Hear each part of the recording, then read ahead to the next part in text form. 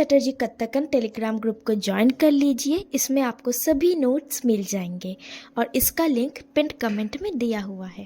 Hello guys, I am back और आज की वीडियो में हम लोग सॉल्व करने जा रहे हैं 2024 और 25 का सैम्पल पेपर, यानी कि द लेटेस्ट सैम्पल पेपर।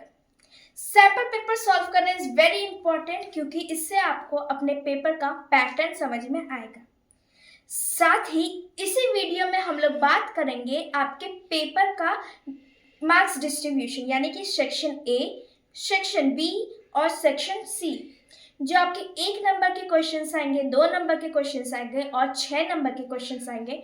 तो आपको कितने वर्ड्स में जो है सब आंसर लिखना होगा, जिससे वो ना ही कम पड़े और ना ही ज़्यादा हो। सभी जो है हम लोग डिस्कस करने वाले हैं इसी वीडियो में। तो पेपर आपका जो है वो 30 नंबर्स का होगा और आपको टाइम मिलेगा ओनली 2 आवर्स। तो इसी 2 आवर्स में आपको पूरा पेपर कंप्लीट करना है। तो उस हिसाब से आपको प्रिपरेशन जो है करना है, कैसे करना है, इसी वीडियो में हम लोग बात करेंगे। तो तुरंत अपना कॉपी और पेन निकालिए और मेरे संग बैठ जाइए और सारे क्वेश्चन मेरे संग सॉल्व करिए। ये शुरू करते हैं solving sample question paper 2024 and 25। तो पहले इस पेपर के जो है पैटर्न को जान लेते हैं कि आपका पेपर जो है वो 3 सेक्शंस में डिवाइडेड होगा। सेक्शन ए, सेक्शन बी और सेक्शन सी। सेक्शन ए में जो है आपसे 1 मार्क्स के क्वेश्चन पूछे जाएंगे, यानी कि MCQs, और आपसे 8 MCQs पूछे जाएंगे। फिर आता है सेक्शन बी, उसमें जो है आपसे 2 नंबर के क्वेश्चंस पूछे जाएंगे।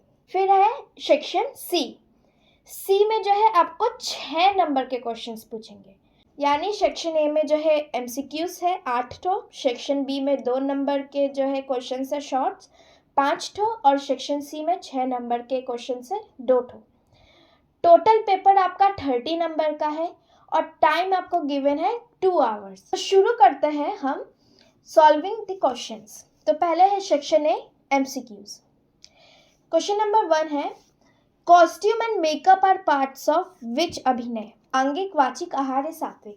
तो इसका सही आंसर है ऑप्शन नंबर 3, यानी कि सी, आहार्य। कॉस्ट्यूम यानी कि आभूषण, मेकअप जो चेहरे पे लगा रहे हैं, ये सब जो है आपका आहार्य अभिनय में आता है। Question number 2, how many types of रस आर देयर? कितने रस होते हैं? तो इसका सही आंसर है ऑप्शन नंबर सी, यानी कि 9। आपके सिलेबस में भी जो है 9 रस है, तो आप 9 में टिक करेंगे। अब क्या है, यहाँ पे 9 और 11 दोनों ही ऑप्शन में है और हम लोग ने जो है MCQs वाले वीडियो में बात किया था, सिलेबस में 9 है इसलिए आप 9 करेंगे। लेकिन अगर क्वेश्चन में जो है 9 ऑप्शन में ना ही रहे, 7, 8, 10, 11 ऐसा रहे, तब आप जो है 11 पे टिक करेंगे। अगर 9 है तो आप 9th पे ही जो है टिक करेंगे। क्वेश्चन नंबर 3 है, speed of time spend in music is called? Music यानी कि संगीत, टाइम स्पेंड मतलब होता है समय जो है बिताना, तो स्पीड हो गया गति। समय बिताने के गति को जो है संगीत में क्या कहते हैं? ताल, लय, मात्रा या फिर विभाग। तो इसका सही आंसर क्या होगा? तो इसका सही आंसर है लय। जो समय जो है बिताते हैं उसके गति को जो है संगीत में लय कहते हैं। और लय के कितने प्रकार होते हैं? लय के 3 प्रकार होते हैं, विलंबित, मध्य और द्रुत। Question number 4, choose the name of classical dance of north India, यानी कि उत्तर भारत। कथकली, कथक, सत्रिय या फिर मोहिनी अट्टम। तो इसका सही आंसर है ऑप्शन नंबर बी, यानी कि कथक। इनमें से जो है कथक ही है जो कि नॉर्थ इंडिया का है, बाकी कथकली जो है केरल का है तो साउथ हो गया, सत्रिय जो है वो असम का है तो वो नॉर्थ ईस्ट हो गया, और मोहिनी अट्टम वो भी केरल का है तो वो भी साउथ हो गया। तो इसलिए आपको जो है जितने भी शास्त्रीय नृत्य है वो कौन से प्रदेश का है ये जानना भी जरूरी है, क्योंकि इस टाइप के क्वेश्चंस भी आपसे पूछ सकते हैं। क्वेश्चन नंबर 5 है in paran which instrument bols are used. ये क्वेश्चन भी पीवाईक्यूज से हम लोग ने देखा था, बहुत बार पूछा गया है, इंपॉर्टेंट है ये भी। तबला, मृदंगम या फिर पखावज या फिर हारमोनियम। तो परन जो है उसमें कैसे बोल रहते हैं, खुले बोल रहते हैं। तो खुले बोल रहते हैं तो कौन सी इंस्ट्रूमेंट का जो है बोल रहेगा, पखावज। तो इसका सही आंसर क्या हो जाएगा, ऑप्शन नंबर सी, पखावज। फिर है क्वेश्चन नंबर 6, विच ताल हैज खाली इन इट्स फर्स्ट बीट। कौन सी ताल इनमें से है जिसका जो है सम जो है वो खाली है, यानी फर्स्ट मात्रा जो है वो खाली है। तीन ताल, दादरा ताल, कहरवा ताल या फिर रूपक ताल। सही आंसर है ऑप्शन नंबर डी, रूपक ताल। रूपक ताल जो है वो खाली से शुरू होता है। क्वेश्चन नंबर 7, विच घराना एट सलामी in presentation of Kathak dance. कौन सा घराना कथक का है जो सलामी को जो है अपने डांस के सीक्वेंस में ऐड किया था। बनारस घराना, लखनऊ घराना, जयपुर घराना या फिर रायगढ़ घराना। इस सलामी का डेफिनेशन आता है तो आप ये आंसर जो है आसानी से दे देंगे। सही आंसर है इसका ऑप्शन नंबर बी, लखनऊ घराना। Question number 8, Rukmini Devi Arundale belongs to which classical dance form. Rukmini Devi Arundale जो प्रसिद्ध कलाकार हैं वो कौन से नृत्य से जो है रिलेटेड है, कौन सा नृत्य वो प्रस्तुत करती थी। ओडिसी, भरतनाट्यम, कथकली या फिर मोहिनीअट्टम। ये वाला क्वेश्चन जो है हम लोग ने एमसीक्यूज में भी सॉल्व किया था। सही आंसर है option number B, Bharatanatyam. Rukmini Devi Arundale जो है वो भरतनाट्यम से है।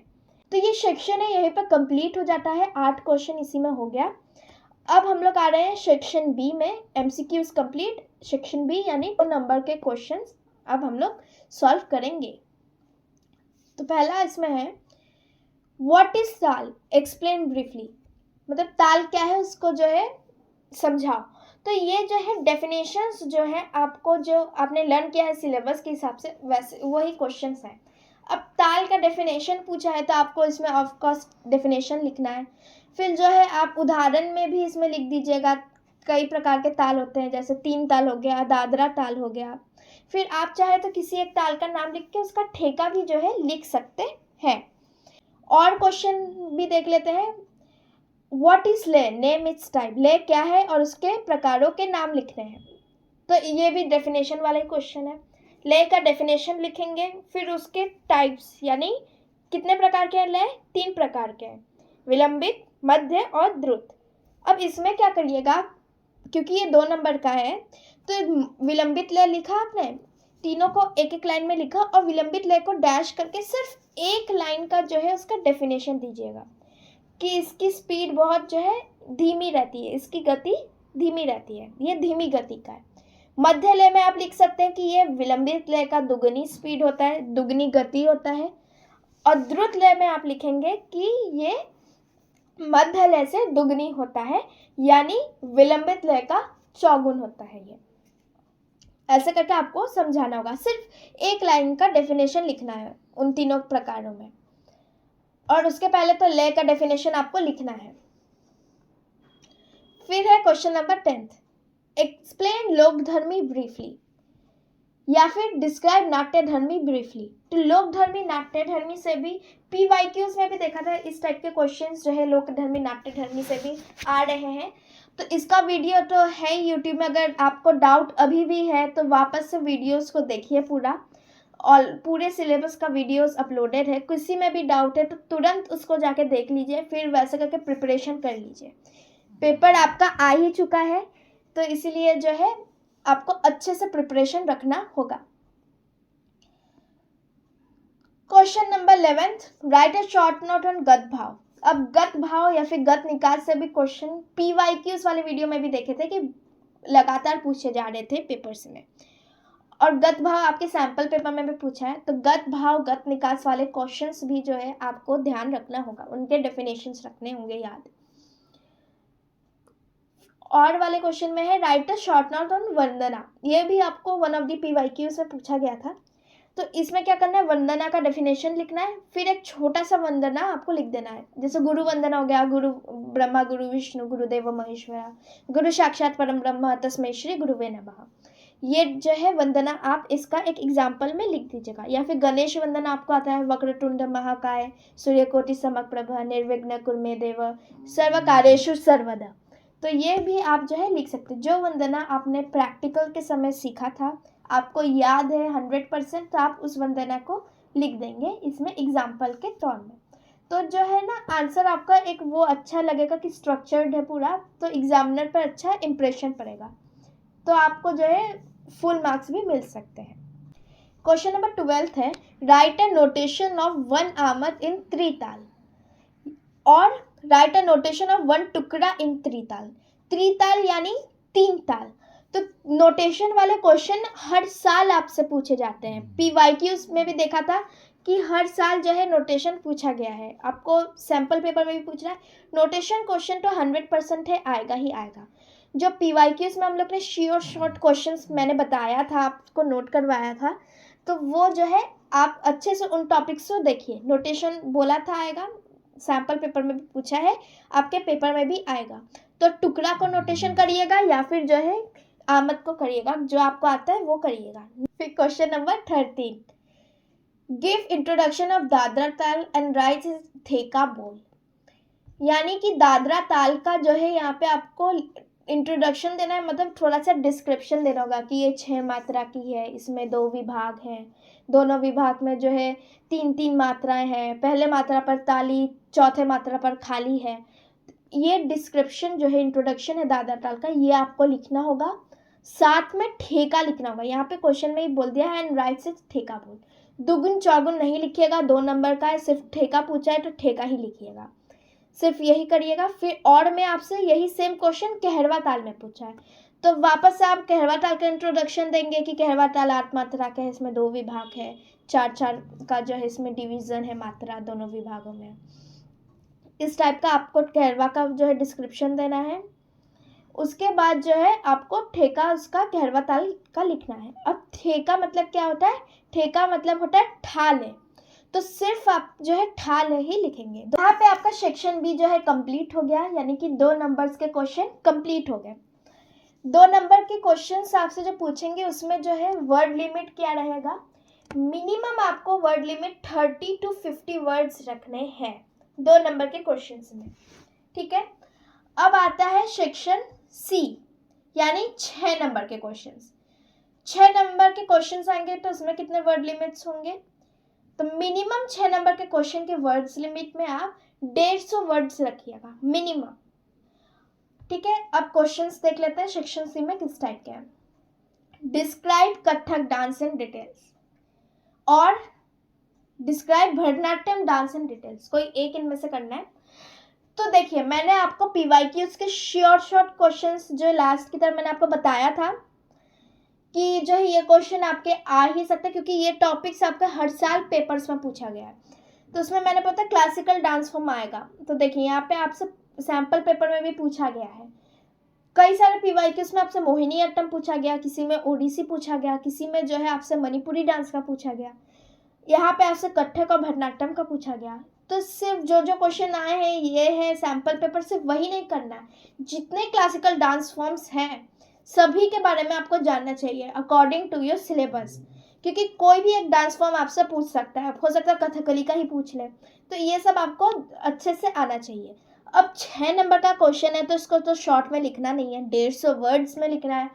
तो इसका स्टार्टिंग तो वही करेंगे प्राचीन समय से, जैसे कथक का एग्जाम्पल में भी ले ले तो मोहनजोदड़ो के खुदाई से, कि वहाँ से मूर्ति मिली थी एक नृत्य करती हुई, तो वो वाली मूर्ति से वहाँ से स्टार्ट करेंगे।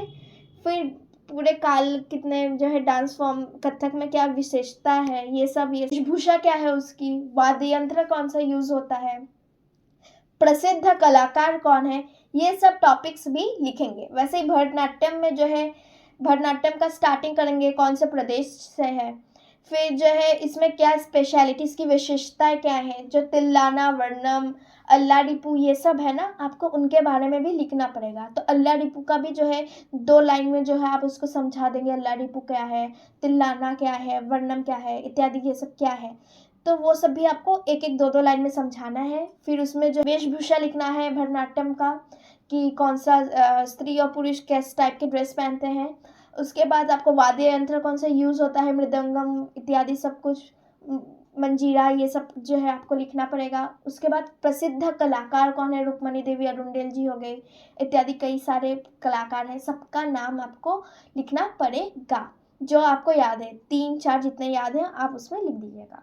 तो ये पूरा आपको लिखना पड़ेगा, 6 नंबर का क्वेश्चन है इसीलिए पूरा डिटेल में। अगर शॉर्ट में आपसे पूछे तो जो टॉप लिख दिया कि विशेषता बताएं 2 ठो, या फिर वेशभूषा पे बताएं। अगर 2 नंबर के क्वेश्चन में पूछे और क्वेश्चन लिख दे कि वेशभूषा बताइए, तो स्टार्टिंग थोड़ा सा करके सिर्फ वेशभूषा बताएंगे, शॉर्ट में लिखेंगे उसमें, क्योंकि 30 to 50 वर्ड्स में लिखना है मिनिमम, और यहाँ पे तो 150 वर्ड्स है मिनिमम में, इसलिए लंबा करके पूरा अच्छे से समझाना होगा।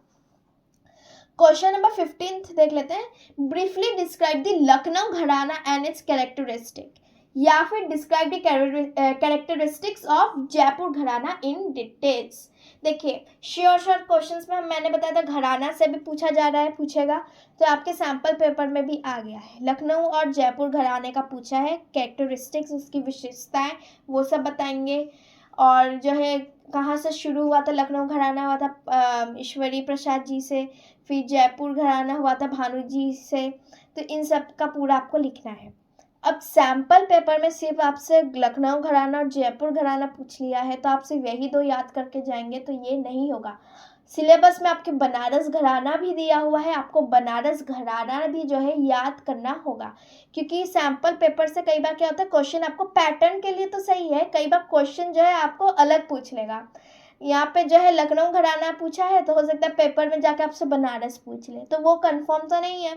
इसीलिए जो है जितना आपका सिलेबस में है घराना, तीनों घराने को जो है 100% याद करके जाना है। उसी प्रकार से जितने भी मैंने बताए थे टॉपिक्स की, ये क्वेश्चंस इस टॉपिक से आ ही सकता है क्वेश्चंस, उन सब टॉपिक्स को आपको एकदम पूरा 100% तैयारी करके जाना है। तो ये था आपका सैम्पल पेपर सॉल्विंग। हम लोग ने section A MCQs, section B में जो है 2 मार्क्स के यानी 2 नंबर के जो क्वेश्चंस हैं, सेक्शन सी में 6 नंबर के क्वेश्चंस हैं, वो भी देखे। और हम लोग ने वर्ड्स लिमिट की भी बात की कि सेक्शन में ए तो MCQs है, तो उसमें तो है नहीं कुछ। सेक्शन बी में जो है 2 नंबर का है, तो आपको 30 to 50 वर्ड्स में लिखना है मिनिमम। और सेक्शन सी जो 6 नंबर के क्वेश्चंस हैं, उनको आपको 150 वर्ड्स में लिखना है मिनिमम। तो ये था आपका सैम्पल पेपर सॉल्विंग। आपका पेपर अब आ ही चुका है, तो all the very best. Preparation एकदम आपकी 100% होनी चाहिए, और जो कि है आप इतने दिन से प्रैक्टिस कर रहे हैं, तो आई होप कि आपका पेपर बहुत अच्छा जाए। और कोई भी क्वेश्चन में कुछ भी डाउट्स हो तो आप कमेंट्स में पूछ सकते हैं। या so that's all for this video. All the very best for your board exams.